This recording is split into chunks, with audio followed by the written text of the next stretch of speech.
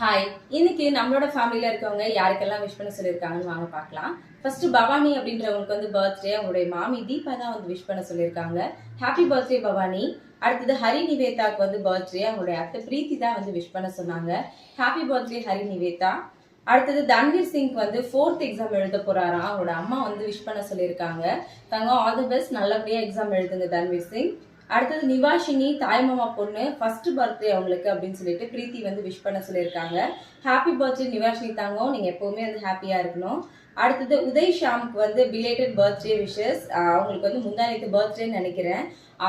ஃப்ரெண்டோட பையன் சொல்லி பிரீத்தி தான் வந்து விஷ் பண்ண சொல்லியிருக்காங்க. இன்னைக்கு பர்த்டே வெட்டிங் டே செலிப்ரேட் பண்ற எல்லாருமே ஹாப்பியா இருக்குன்னு சொல்லிட்டு கண்டிப்பா எல்லாருக்காகவும் ப்ரேயர் வந்து பண்ணிக்கிறேன். ஆக்சுவலா இத்தனை பிரீத்தி வந்து என்னோட ஸ்கூல் ஃப்ரெண்ட் அவங்க.